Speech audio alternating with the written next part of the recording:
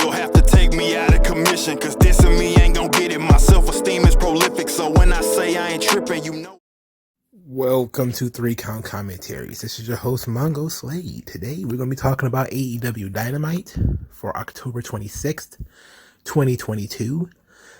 First, we have to do news and notes. So we got 3 notes. The first note is how everybody has been blowing up social media, talking about AEW's 3.5 million viewers, which I'm so glad most people didn't really fall for. It was a nice little trick they tried to pull that nobody fell for.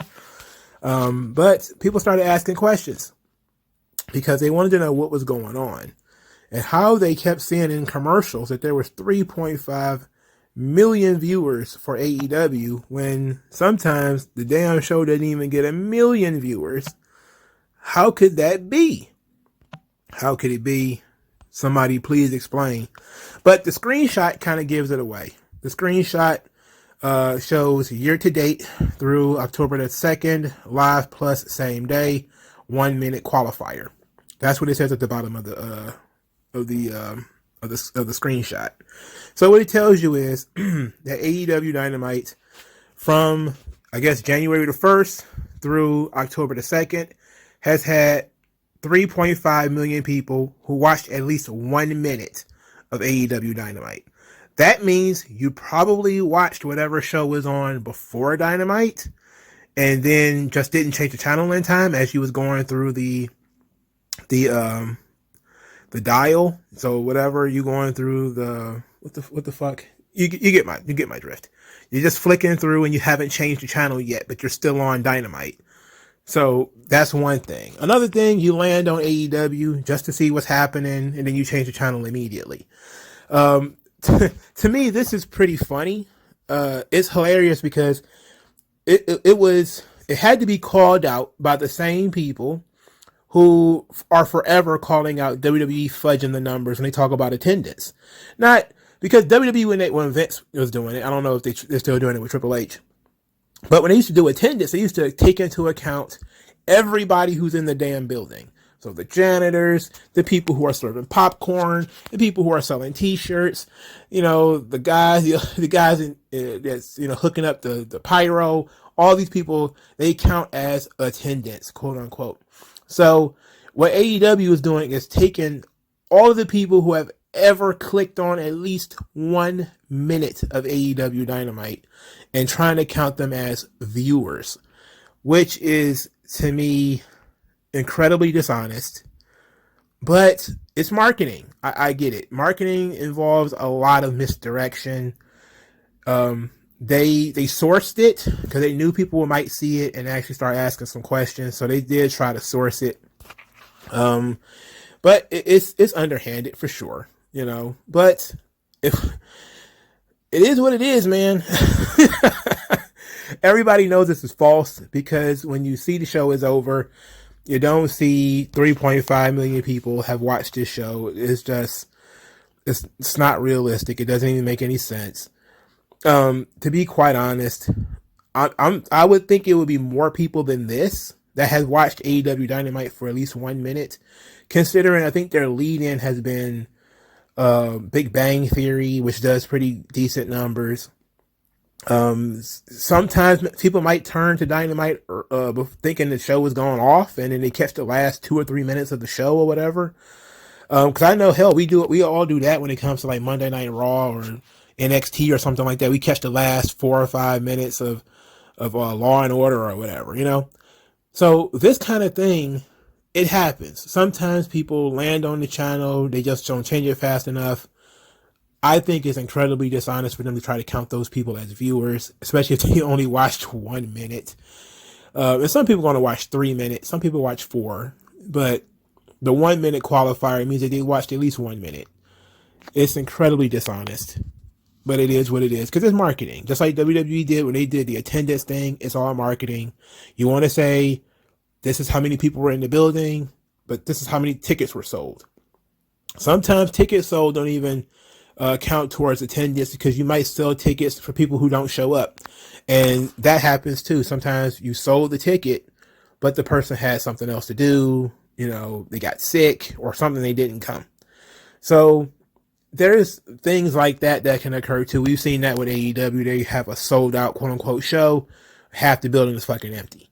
That's because, scalpers sold the tickets. Technically, they bought the ticket. So the ticket was bought.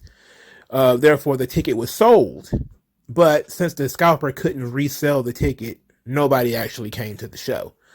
So these kind of things can happen. It's merely, smoke and mirrors, just pure marketing stuff, which is very interesting. But I understand why it would piss off a lot of people. All right. The next story that I want to discuss is the Warner Brothers Discovery reportedly wants a long-term deal with AEW, plans to promote them as a sport, which came up on WrestlingNews.co. Now, a lot of people have been very excited about this, despite the fact that it has not come up anywhere else. Like, this literally hasn't popped up anywhere else. And here is why.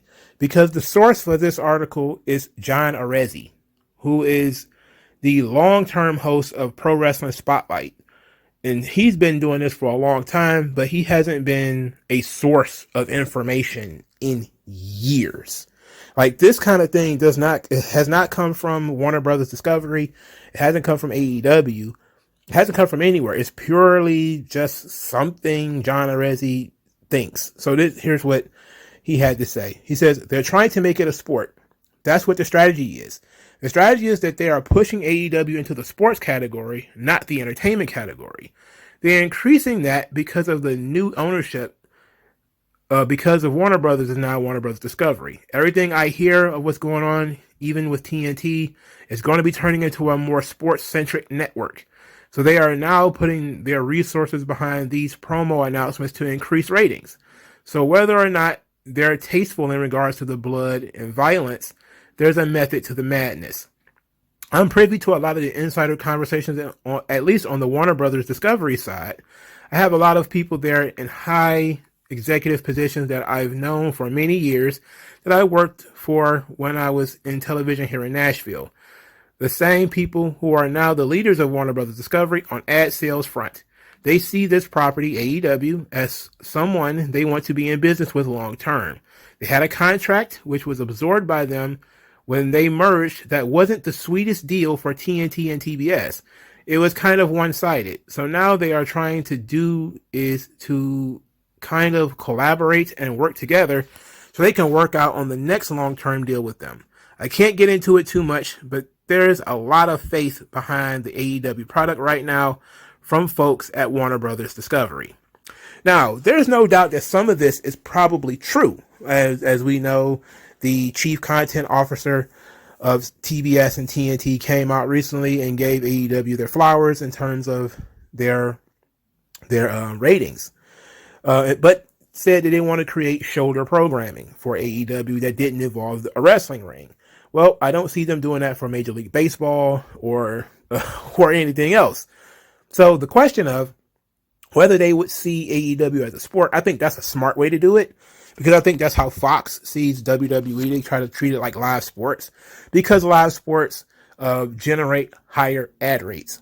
That's smarter, okay? Higher ad rates for live sports. So if you tell people your wrestling show is live sports, then you can try to charge more for ad sales, which would be commercials for people who are maybe a little confused about what I'm talking about here.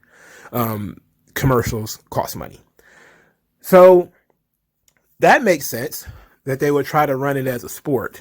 Okay. But then this flies in the face of with the chief content officer said, I wish I could remember her name, where she said she wanted to create shoulder programming that didn't involve the wrestling ring. And then AEW starts talking about doing some kind of backstage show where wrestlers would, I guess, be exposed to talk about storylines and preparations and all this kind of stuff.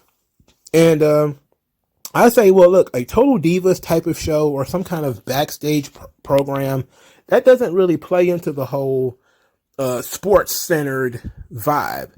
It seems like they were trying to expand the AEW brand, and that's what they want to do. So That's the part of this I actually can understand. They probably will give AEW more money, or at least renew the deal, because they want to be able to expand the brand, and it's cheap programming that they can bring in that brings in a decent audience, at least for right now. I don't think I've ever said that AEW is going to get booted off of Warner Brothers Discovery. If anything, I said they should be concerned if they ask for too much money, because then they'll probably get kicked off of Warner Brothers Discovery. But it all depends on the asking price AEW wants for the rights fees. I have seen people who say that they are in the know, that claim that Warner Brothers Discovery is going to want some kind of ownership stake in AEW. This is something I've talked about a lot too.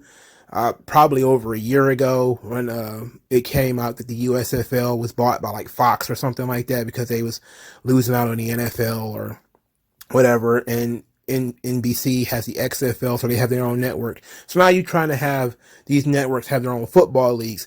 Most of them are probably going to try to have their own pro wrestling league too, whatever, to generate dollars. That's the long-term goal here.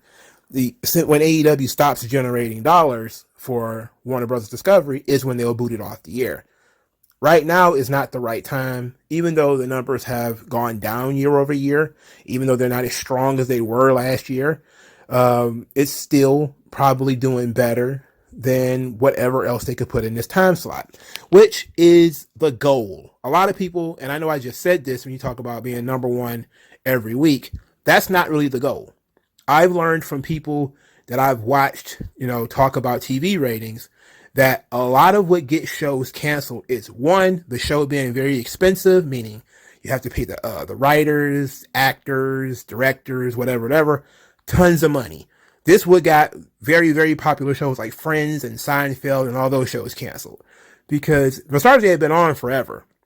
But then the longer you go on, the more you have to pay them. And then since Hollywood is highly unionized, that money is, it's going to a lot of different places, and you have a lot of bureaucracy there.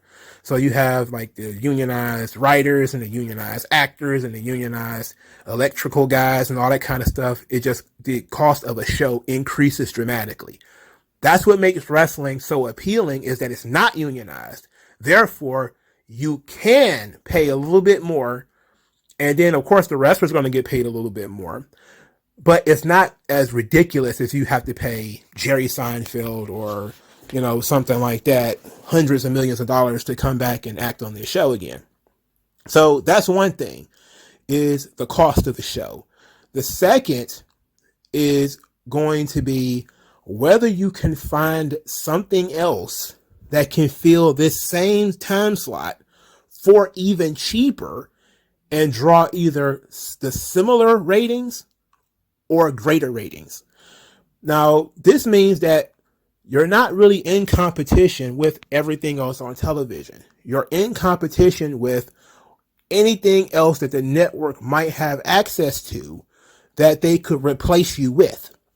So let's say that Warner Brothers Discovery says, hey, you know what? Instead of paying $60 million for AEW, we could take old reruns of Diners, Drive-Ins, and Dives, put them on TNT, and it'll do the exact same ratings as AEW. Even though those are 30-minute episodes, you could put 4 of them in there. That's 2 hours. That's the same amount of time as Dynamite. If they would do greater ratings or the same and appeal to a larger demographic and a larger audience, then AEW will probably get killed off. That's if something like that were to happen. But there's no guarantee they would do something like that. And to be quite honest, they probably wouldn't do anything like that. It's just an example. So those are kind of the things that would get your show canceled. If they can't find anything to replace you, and if your show gets ridiculously expensive, which is the question with WWE, is that eventually SmackDown, which is $1 billion property, eventually that's going to get too expensive for most networks. Either they're going to want to buy it, like outright buy it and own it, or they're going to just say, look, we're out of here. You're not going to pay you $1 billion for whatever the hell. We'll just replace it with something else. I feel like WWE is going to get to that point. Same thing with Raw. Like eventually it's going to get to that point. But Dynamite, as long as they can keep their costs low and they can do okay relative to anything else that TNT or TBS might want on the network, then that's different. Also, when John Arezzi in this thing, he was talking about TNT being a sports network.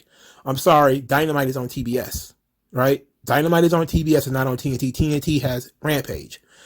And if you can bump Rampage anywhere. You can bump Rampage to Saturday. If it's a taped show, you can bump it anywhere.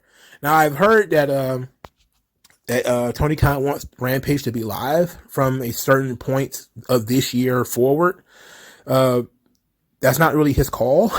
He has to do whatever TNT wants him to do.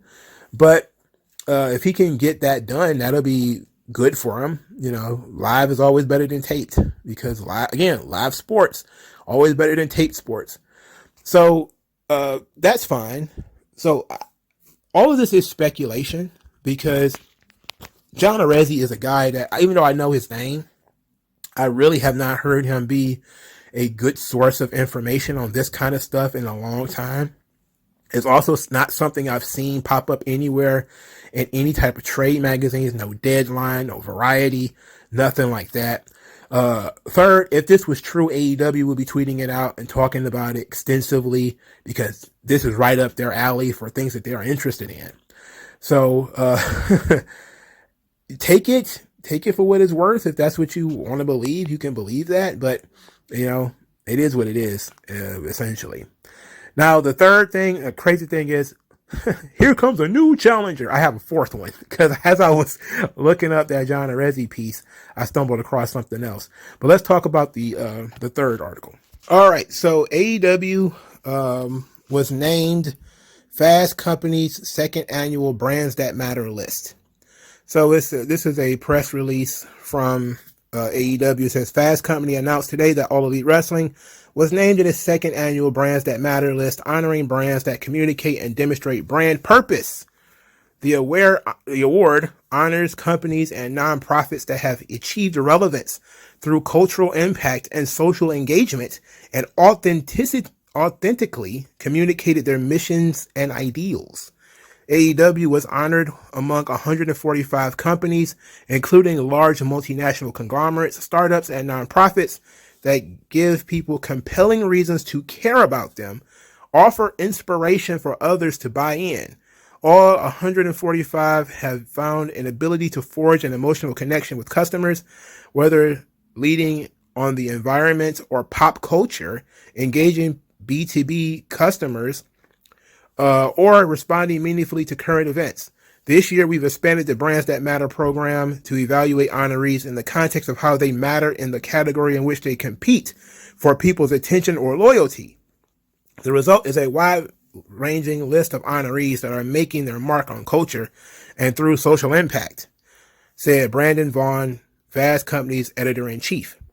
This distinction of being a brand that matters perfectly describes the rise of AEW in 2022, said Tony Khan, CEO, GM, and head of creative for AEW.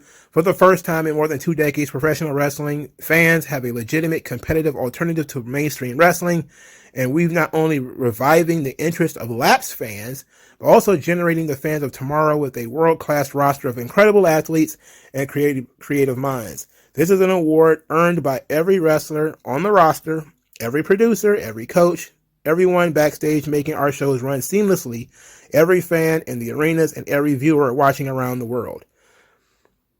I'm gonna save my critique of this response. Matter of fact, no, there's no point. I'm just going to go ahead and critique this thing. This thing is about nonprofits and charity work. Why the fuck is he talking about wrestling? Why is he talking about bringing back lapsed fans? For starters, where is the brand mission of AEW? I've never heard the brand mission of AEW. Maybe I haven't been looking. But where is the brand? Like, you may want to say, what's the brand mission of WWE? It's then, now, together, forever. That's the brand mission of WWE. That has a meaning behind it. AEW has no brand mission. At least not one that I've seen. Companies, usually have taglines, but if you go through their their financial reports, usually you'll find the mission, especially if it's a nonprofit or they do some type of nonprofit work. Usually there will be a mission somewhere in there, something that tells you what this company values, the company's values, how they are going to achieve that value. So let's say I had a nonprofit to educate children.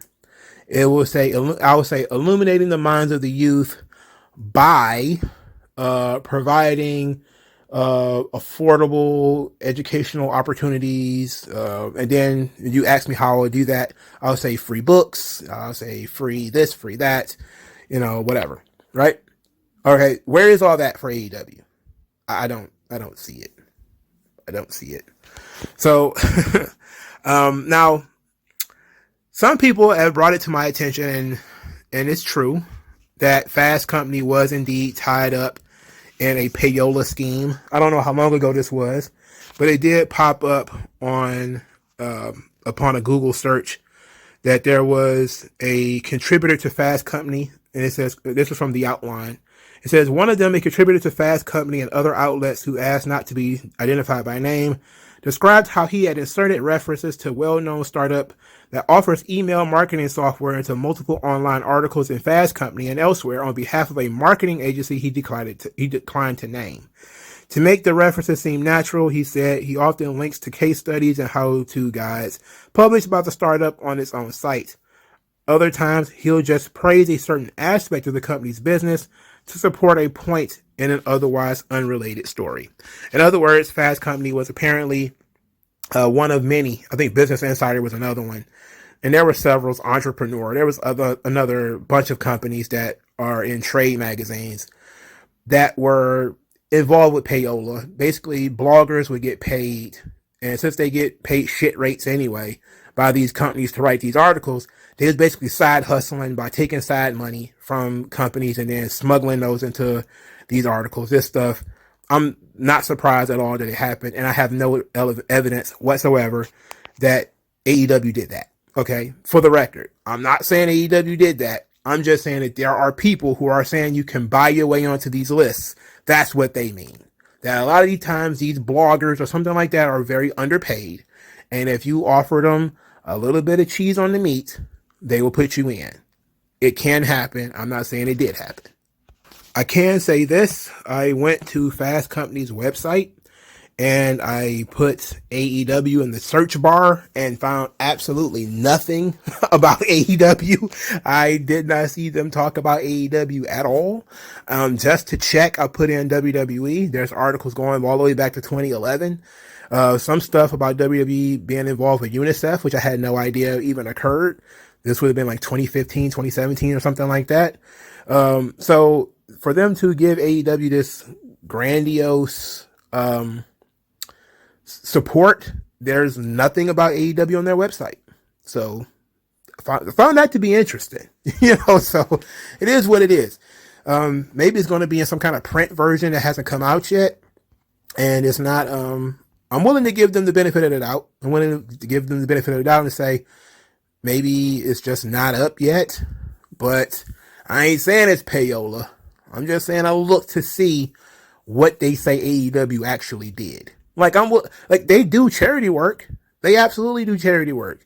Remember Amanda Huber took over for Brandy Rhodes and she was doing charity work. AEW does charity work. I'm just trying to see what specifically have they done to get this honor. Like, what were they doing?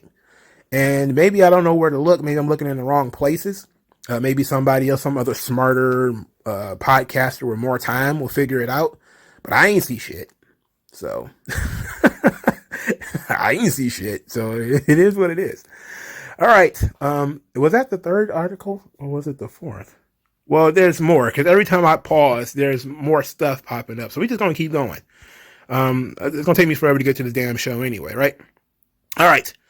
So, Jeez Louise, Lana, CJ Perry, she made a statement that will no doubt get Miro into some trouble. So she talked about why Miro wasn't on AEW TV, and she says that Tony plays favorites, which of course, if you just read the headline, which I did eventually, I was like, oh boy, we know that didn't work for Brian Cage. We know it didn't win Matt Hardy any friends. When the wife is now doing all the talking, things ain't going too well. Things ain't going great when the wife is talking. But here's what she actually said. She said, it's really no different than WWE. It's just a different director and a different person's point of view. It's like comparing NBC to HBO, but at the end of the day, you still have the exec who is going to make the final call, and that's what it is. Tony Khan has his favorites, and he's going to push the favorites just like Vince McMahon would push his favorites. Just like Hunter is going to push his people. It's show business. It's nothing personal. It just is what it is. This was in reaction to why Miro is not featured more on AEW. And basically she's just saying that he's not one of Tony's favorites. He's not in the crew. Which I think is pretty obvious. I think it's pretty obvious that Tony Khan is not interested at all in doing anything with Miro, because he hasn't done anything with Miro, and he's had Miro for over a year. Like, this guy has been on the roster for over a year, and for some reason he's not in the conversation to be world champion. He's not in any feuds to be a top contender. He's not even in any blood feuds, any personal feuds. He's in nothing. He's literally in the same situation Brian Cage was in when Melissa Santos came out of nowhere and demanded that Tony Khan put him on TV. And it wasn't recently, I think, that Miro just got a new contract. So it's like Tony Khan is paying this fucking guy to do nothing. The guy's just sitting at home. Like, I don't get it. But I mean, Tony Khan has his own he just has his thing he likes to do. And apparently this is something he wants.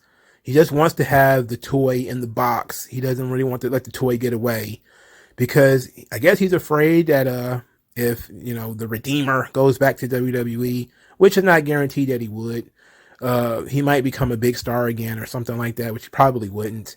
But it's just, the guy has incredible talent, and we've got Miro not being featured, but we got fucking Daniel Garcia and Wheeler Yuta and all these the same fucking guys we complain about every goddamn week. Like these fucking guys, and I remember there's a video of Brian Pillman Jr. looking not too bad. He's doing the old Kenny Omega helo over the top rope, and some people is kind of, y'all laughing at him like, oh, he's just doing Kenny Omega shit. And I'm just saying, like, this kid is like 25 or 26. He could be doing some real damage in NXT. He could really be killing it somewhere else instead of being on the undercards of AEW. But he's not going anywhere, And I think that when you look at it, it's like he's not one of Tony's favorites, And for a long time, Vince McMahon has been, the villain when it comes to that kind of stuff. People have Claudio Castagnoli. He's not going to be the world champion, and it's all because Vince doesn't get him. Vince doesn't like him. Why doesn't Vince like him? And, there's 100 excuses why, but when you're AEW and you're pushing people who are, I'm talking not only not over, but they're not even making a dent in the TV ratings. For Christ's sake, give other people a chance. It's the same thing kind of how I felt with, right now with Triple H. It's like, all right, you're trying to make this Candice LeRae thing happen. You're trying to make the Johnny Gargano thing happen. You're trying to make Mustafa Ali happen. How about we not worry about those fucking guys? And we try people who might actually get over. How about, we try people who either were over and then you came along and stopped them from being over, like Austin Theory, or we try somebody else who maybe hasn't had a chance yet and we work with them. But I don't see what Lana is saying. I don't think it's going to help, because Tony Khan does not know how to take criticism. So I definitely look at him and see, like, he could use that against Lana. I mean, use it against Miro, and also use it against her, because she, they've been talking about her coming in, and she ain't came in yet, so she's probably not going to. All right, so this is the last story, legit. This is probably the fifth one. Tony Khan calls Eric Bischoff contradictory and hypocritical over AEW criticisms. Khan took umbrage with Bischoff's critiques of how he puts together certain AEW Dynamite matches. This is from Wrestling Observer Newsletter, and apparently he went on Busted Open Radio, which is his weekly sounding board where he can just go out and say whatever he wants unchallenged. He says, this is what Tony Khan had to say, that every match on every show should have a long storyline built to it is taking place. It doesn't need to be the case for every single match. He talked about he critiqued WCW. He says, frankly, the person that has been the most incendiary, contradictory, and hypocritical on this entire point is Eric Bischoff. Explaining that to him, good WCW Nitros from 95 to 98 featured random lucha matches and other unexpected pairings. And Tony Khan said there was a certain exquisite randomness to the lineup of the card. There were a lot of stories happening in WCW, but probably less than half the matches on Nitro had a story going into them, and that was fine. It was the industry standard show. Well, I think that there's a good point to that. He says, to the person who probably put more cold matches on TV and did it successfully and did it well, say that it's an abomination to do it is pretty contradictory. I definitely don't want to see fans get brainwashed into thinking there's only one way to do this just because they've seen it done for a very long time. Seen it done one way for a very long time. Let me be specific. All right, so he's basically saying that Eric Bischoff, who criticized him putting cold matches on TV, and not explaining why matches are happening or putting any storyline into why matches are happening. This is a creative way to dodge the critique rather than answer the critique. You know, so he basically just saying, yes, it's true that I don't put any storylines into these matches, but it's okay because you didn't do it either. And, you know, you could look at it and say, maybe he should have. And maybe that was the reason why WCW was so top heavy, where the main events were great, you know, and the undercard was just good matches, but nobody gave a shit. Like, you would have all these really great lucha matches where these guys would be flippity-doo-dying all over the place, and only when somebody did a screaming 450 splash or something like that did the crowd even care. 90% of those guys came out to crickets. They left to crickets. And the commentary was talking about the NWO or Lex Luger or Sting or whatever. Nobody was really paying attention at all to what they were doing in the ring. On the very rare occasion that a Lucha Libre match had a storyline, like the Eddie and Ray mass match at Halloween Havoc, when they had the match, it boosted the story, and that's why everybody remembers it. That's why everybody talks about it so much, because there was an angle attached to it. There was reason for people to care about it. There are probably technically better matches that featured Ray and Hoovy on WCW's weekend show, and they had a lot of them. The WCW Pro matches and the Saturday Night match, they probably had much better matches than Ray and Eddie. But nobody gave a shit because they were cold matches that nobody fucking watched. And I think what Tony Khan, his attack on Bischoff, is basically just part of his tennis ball with Bischoff. So he's going to keep going back and forth rather than actually just accepting the critique and moving on. Tony Khan feels like he has to argue with Bischoff. Not really necessary. You don't really need to necessarily need to argue with Bischoff. And you could book this show better. And I think it's a valid critique, you know, especially when you have world championship matches and we're not sure why this guy isn't a top contender. Like, why is Penta El Zero Miedo, why is he a top contender? When was the last time he won a singles match? I don't know. You know, just, you know, like, why? We're not talking about some All-Atlantic belt or whatever. We're talking about the world title here. You know, you can't compare what you're doing with your world championship to what he did with the fucking cruiserweight title. It's not the same thing. But typical Tony Khan, he's very combative. And not really listening, which says a lot about how his roster is the way that they are. But let's finally get into Dynamite, for Christ's sake. All right, so match 1. Blackpool Combat Club, Wheeler Yuta and Claudio Castagnoli defeat Chris Jericho and Daniel Garcia, a.k.a. the Jericho Appreciation Society. Jericho was pinned in this match, which is interesting, by Claudio after a neutralizer. The match itself was, I can't get into any match with Wheeler Yuta and Daniel Garcia in it. I just don't take it seriously. There's some interesting things that took place in this match, however. Wheeler Yuta suplexed Daniel Garcia on his neck. Looked ugly. Didn't look safe, but whatever. But, of course, the big spot was Claudio Castagnoli swinging Chris Jericho while Daniel Garcia was on Claudio's back. an incredible spot, insane spot. It was very impressive. It didn't last very long, but just the fact that he was able to do it at all was very impressive. That was very fucking cool. So the match was what it was. I don't really care, but it was what it was. So Claudio wins.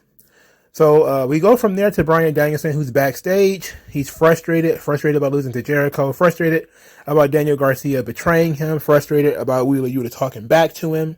And so he's going to take out all that frustration on Sammy Guevara. Wheeler Yuta came from the ring backstage to bother Bryan Danielson by saying he's glad that he's finally mad, that he's finally ready to do something, and says that, tonight him and Claudio defeated the Jericho Appreciation Society, and they started to argue back and forth, Yuta and Danielson. Claudio got in the middle of it and said that they need to sit down and talk this out, and that's what they were going to go do.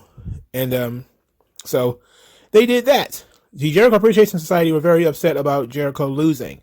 Jericho then said that a man like Claudio is supposed to be moral and upstanding. How dare he accept a victory with a bat in the ring? Claimed that Claudio had cheated. Then he issued an open challenge to any former Ring of Honor champion, women's champion, tag team champion, any champion of any kind. And said he's just going to expand his destruction of Ring of Honor to include any champion, no longer just former Ring of Honor world champions. Sammy Guevara got on the microphone and cut a Dolph Ziggler promo where he's talking about putting on a show, where's his stars, and some other shit. And Sammy Guevara is he's one of the worst promos in the business. Next to like Wheeler Yuta, Sammy Guevara is one of the worst promos in the business.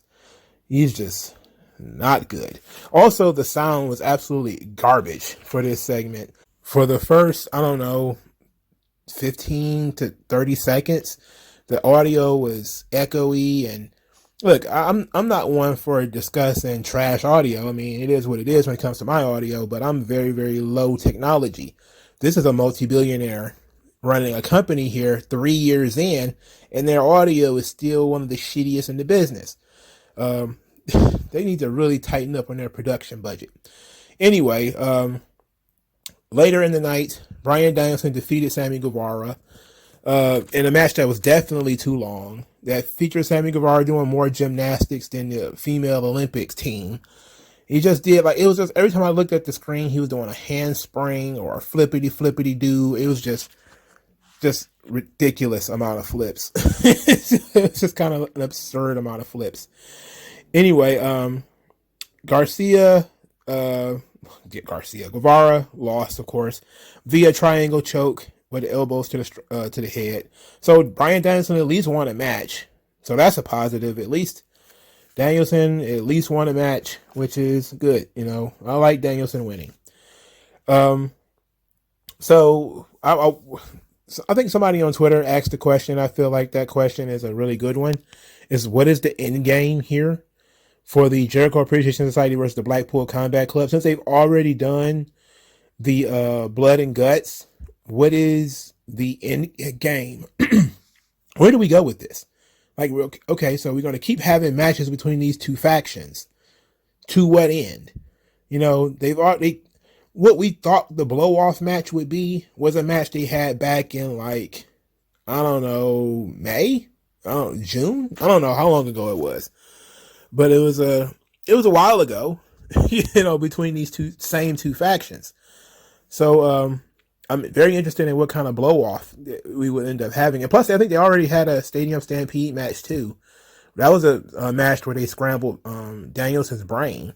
So they've had two sort of big group fights, and now they're having all these singles matches between these two factions, and I'm not sure where this is supposed to lead. Daniel Garcia is back firmly with the heels. Wheeler Yuta is now feuding with Danielson, I'm guessing. So are we leading towards a Yuta-Danielson match? I don't know, man. Am I supposed to care about that? I don't, but am I supposed to? Now, Danielson and Yuta actually going to talk it out actually plays into the main event. So let's talk about the main event. But first, we got to talk a little bit about the previous promo, where we didn't get a Penta promo, which, would have made more sense considering he's the guy challenging for the title. But we did get a promo from Phoenix and Alex Abrahantes. Phoenix, of course, in really good English, actually said that he expects Penta to become a double champion. And then Alex thinks that Phoenix should become a double champion. Therefore, he should challenge Orange Cassidy for the All-Atlantic title. Christian interrupted, said that Luchasaurus should get the shot because Luchasaurus beat Jungle Boy, and Jungle Boy beat Phoenix. Well, he kept calling him his right hand of destruction, and Luchasaurus was growling. He sounded like a dragon out of one of these bad TV shows. In any event, it was very weird. Orange Cassidy slid in, doing his typical deadpan, saying, "You guys are talking about me? Are you guys talking about me? Are you guys talking about this?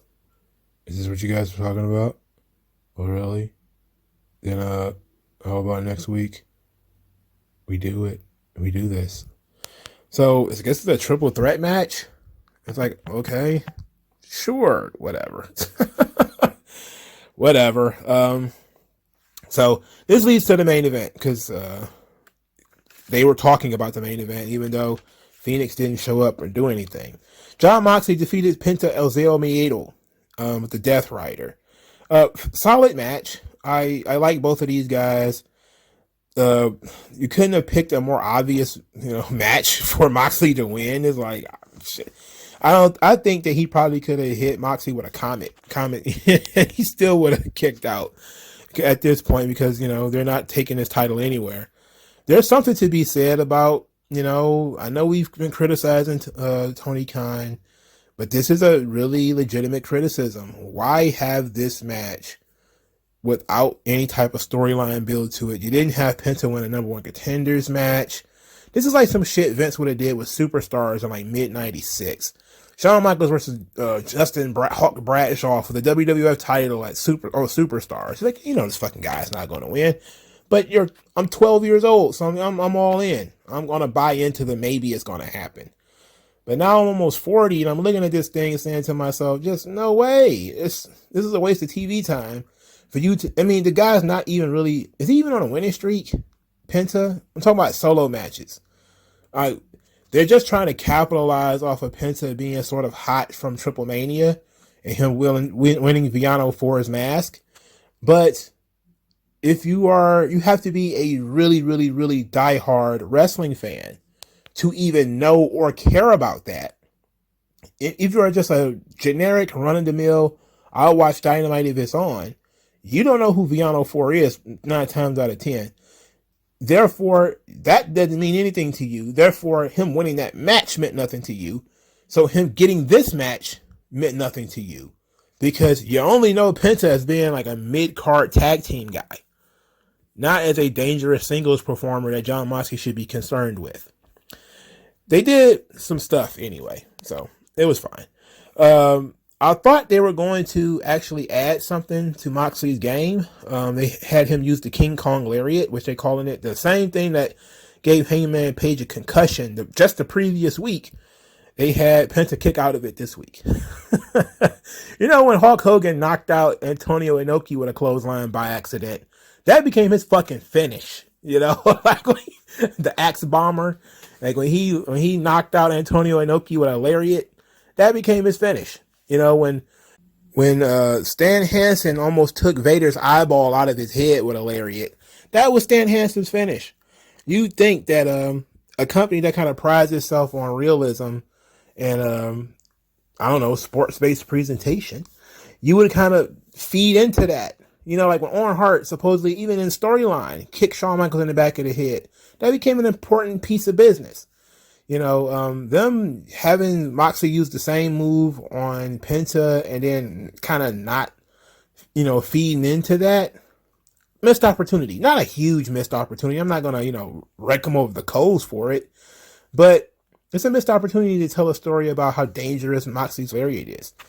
There was a DDT on the steps by Moxley, which of course did nothing. It absolutely did nothing.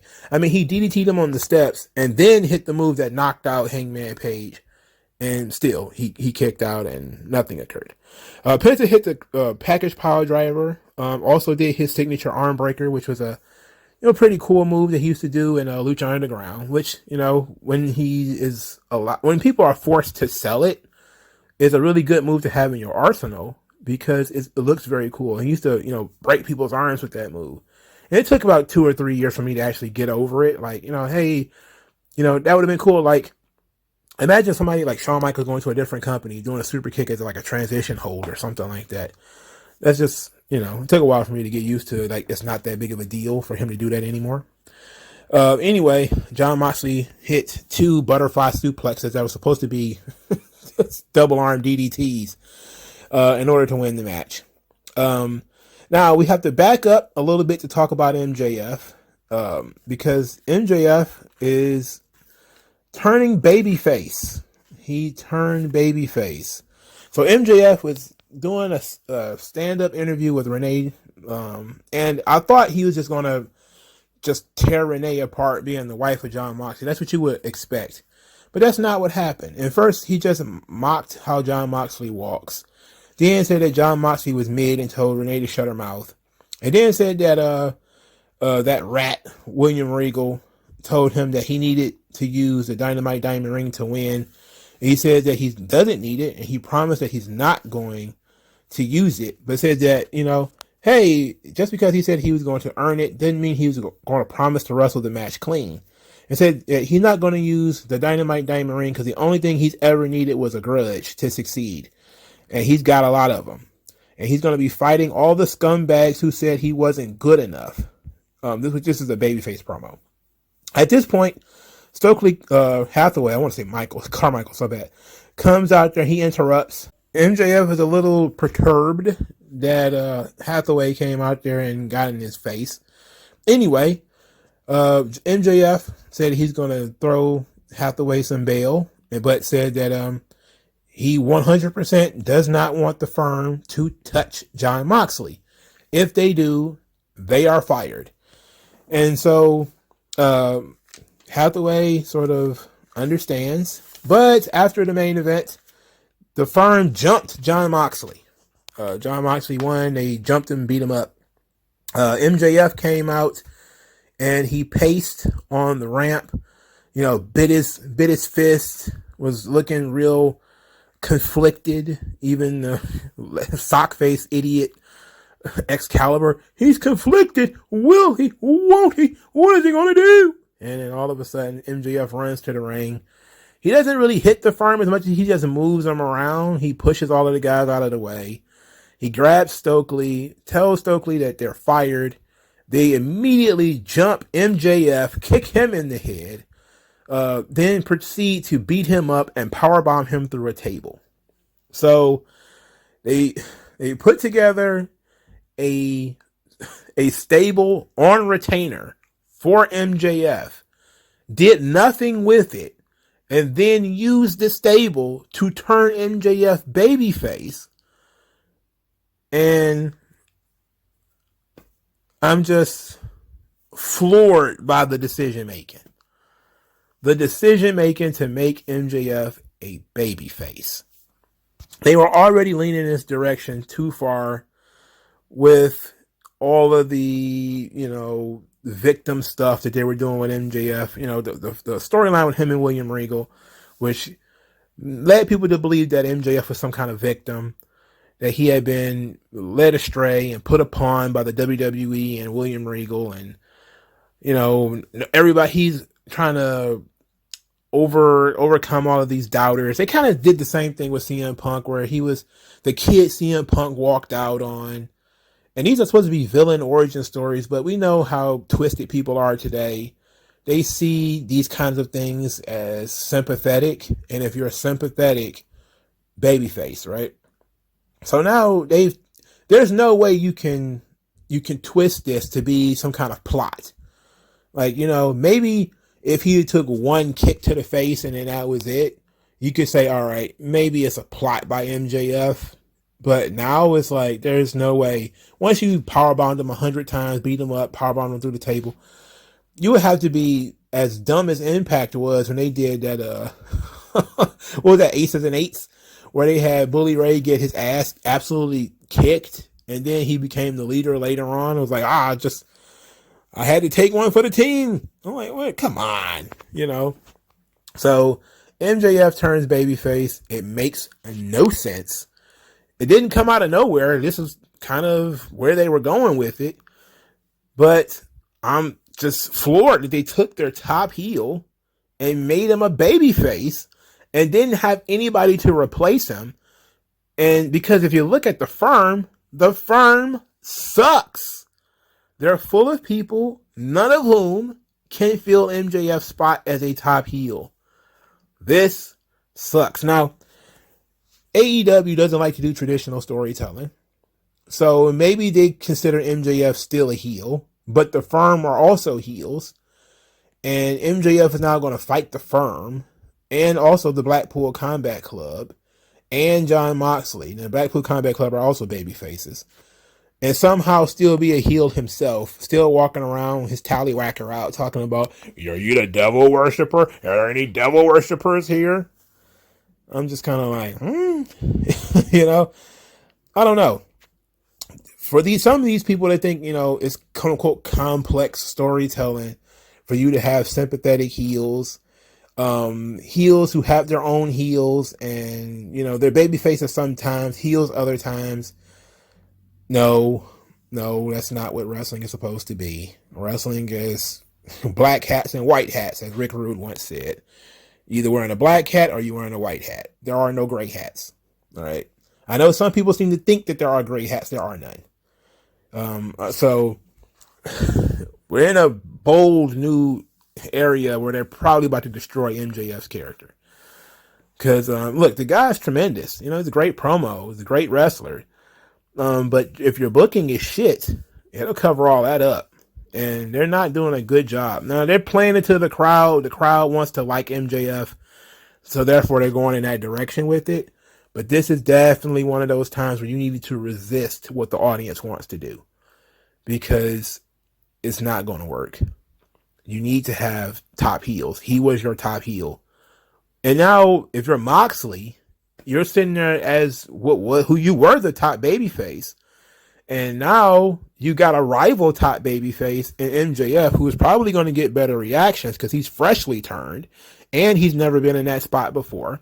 And they've heaped all this sympathy on top of him, with this story about how your mentor, William Regal, overlooked him and all that kind of shit. So you guys are seen as like the privileged dudes who William Regal helped to get into WWE, while MJF is the poor, put upon small guy who was gate kept out of the company and all that kind of shit. And now AEW is the paradise where he can actually go and become a world champion and live his dream and all that shit. So if you're in this situation, if you're Moxley, I'm sure Moxley doesn't give a shit because, he's the perfect kind of guy who's just kind of like, hey man, do what you do. I'm just going to show up, shrug my shoulders, and go have a non-alcoholic beer afterwards. But if he was anybody who actually gave a shit, he would say, excuse me, this guy's a top heel, I'm dropping the belt to the top heel, not a fellow top babyface. That does fuck all nothing for him. It literally does nothing for Moxley. It does something for Moxley at least. And it really doesn't do anything for MJF to be a babyface and win the title. Now, if winning the title turned him babyface, that would be a different situation. But they're turning him babyface before he even gets the belt. Now, is it going to be classic AEW storytelling where they're going to try to finagle this back to MJF being a heel right before Full Gear? They're going to try it. I mean, they've already done this shit with like Daniel Garcia and who else did they do it with? It was pretty recent too, where they had, I think Jonathan Gresham or whatever. They'll do a heel turn right before the show and then try to turn the guy back, right afterwards or whatever. It's foolish, real foolish. But what's done is done, so whatever. But Moxley's he's a very generous guy, I guess. All right, so there was a short vignette of the Elite evaporating out of AEW's most pivotal moments with a voiceover of them being involved. So they are starting to build to the Elite's return, which is something that we started hearing on the dirt sheets, saying that they're going to be returning imminently, which means probably in a couple of weeks. But at least they're doing vignettes for somebody. You know, it would be for the fucking Elite, though, wouldn't it? When it comes time to doing vignettes for somebody to debut, for somebody to show up for the first time or whatever, it would be for the fucking Elite. You know, guys who don't need it. But, okay, fine, whatever. FTR was defeated by Keith Lee and Swerve Strickland. Lee and Strickland are now the number one contender for the AEW Tag Team Championships. This is a very, very, very solid match. Probably a little too long, but and I was very, I was not happy with FTR losing, but it is what it is. The Acclaimed came out to watch the match. The Gun Club was also in the crowd watching the match. Keith Lee did his old leapfrog drop down spots, and he looked like he almost tore his ankles up 2 or 3 times. The guy is, I mean, he's incredibly agile. Got to give him some credit, but I feel bad for his ankles and knees. I really do, because he really put him to the test today. You know, he must have limitless joints in them knees or something like that. Some really cool spots in this match. The slingshot powerbomb by Dax to Swerve was pretty cool. The Power and Glory finish by FTR, even though it took them literally forever to get Keith Lee into a superplex, and he even fell awkwardly. I mean, it looked like they were trying to superplex a bear. That's what it looked like. I think somebody on commentary says like trying to superplex a refrigerator, which is correct. That was about it. Like, you know, like he's trying to suplex a washing machine. All right. He might be agile as hell, but he was not comfortable on that top rope. I can tell you that much. But at least that was the ugliness of it. The awkwardness of his fall and the awkwardness of his sell led to an awkward splash, which led to it not being the finish. So it actually worked. Somehow, some way, they hit the big rig on Keith Lee, which you would think they wouldn't do that, but they did. They picked him up. Swerve made the save, though.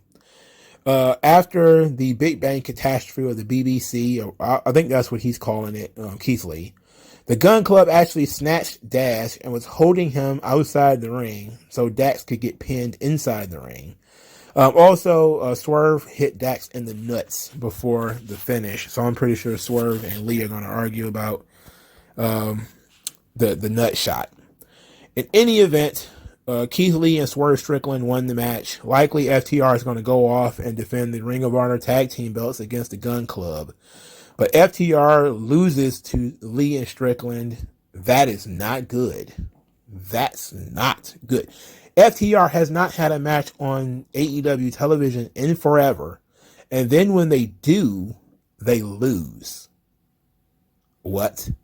Now, yes, it was smart to avoid the Acclaimed.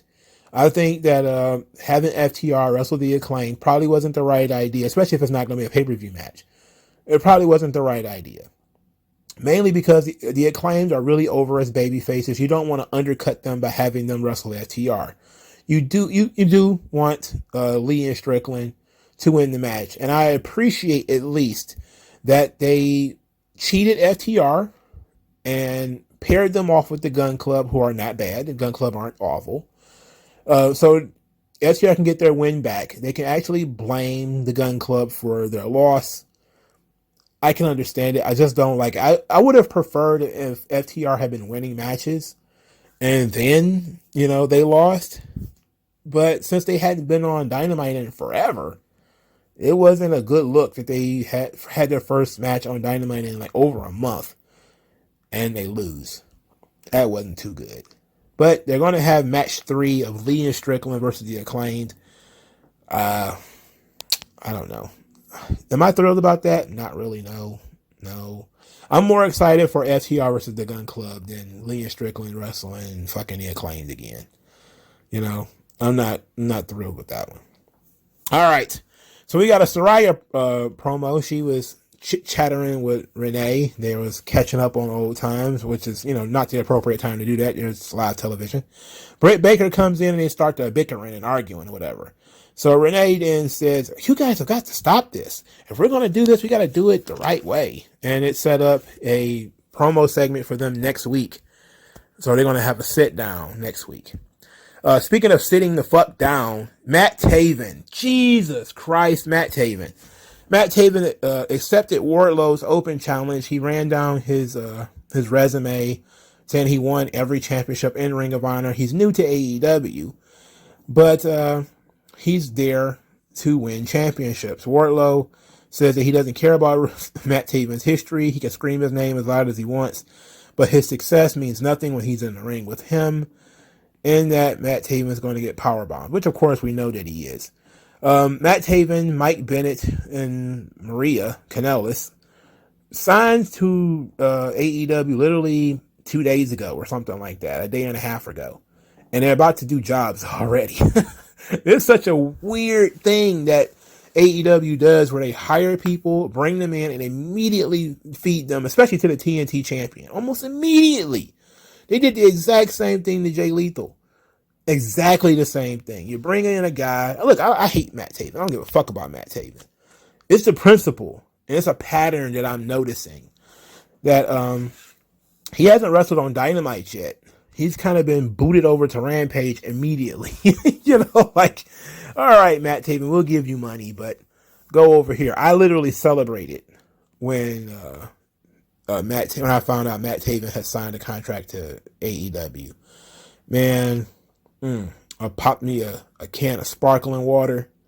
I sat back and was like, yes, boy, we dodged a bullet on this one.